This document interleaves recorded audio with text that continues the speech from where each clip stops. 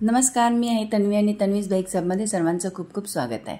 आजचा केक होता, ॲनिव्हर्सरीचा केक होता आणि हा थोडा डिझायनर केक होता, छोटासा हाफ केजीचाच होता आणि फ्लेवर होता याचा डच चॉकलेट केक।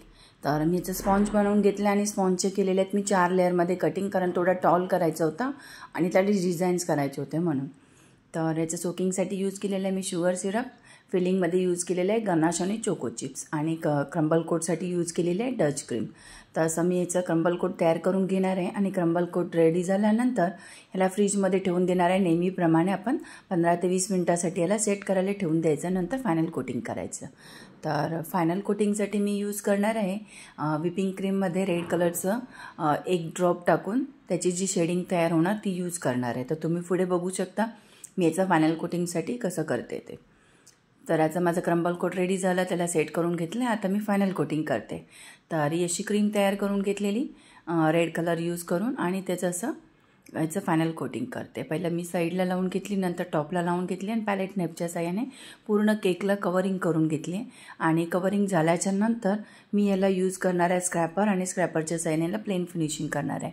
आणि त्याआधी मी याला लावणार आहे रेड कलरची डार्क कलरची क्रीम, कारण मला याच्यामध्ये लाईट आणि डार्क शेड करायची होती रेडची, तर त्यासाठी मी असं याला शेडिंग करून घेतलं। आता आपण ह्याला प्लेन फिनिशिंग करूया स्क्रॅपरच्या साहाय्याने। आता याची प्लेन फिनिशिंग झाली की मी याला करणार आहे वरती स्विरल पॅटर्न आणि नंतर मी याचं करून घेणार आहे डेकोरेशनचं, जसं मला फोटो पाठवलेला होता तसं असेंबल करून घेणार आहे। तर पुढे लावलं आहे मी हा प्रिंट काढलेली होती कपलची ती लावली आणि असे फॉक्स बॉल लावले आणि गोल्डचं असं लिप आणि रोज लावले आणि आपले शुगर बॉलवरती स्प्रिंकल करून घेतले गोल्डचे आणि गोल्ड फ्लेक्स आहेत ह्या एडिबल आहेत त्याच्या साईडने लावून घेतल्या आणि शुगरला मी गोल्ड शुगर साईडला होती डिझाईन्समध्ये, तुम्हाला मी फोटो साईडला मी शेअर करेन। मीच बनवलेला केक आहे, त्यांनी मला पाठवलेला। तर ती गोल्डची जी शुगर आहे ते बनवण्यासाठी मी यूज केलेली जी आपली साखर आहे नेहमी यूज करतो आपण, त्याच्यामध्ये गोल्ड टच टाकली आणि ती स्पूनच्या साईडने मिक्स करून त्याला असं साईडने बॉर्डर केली आहे।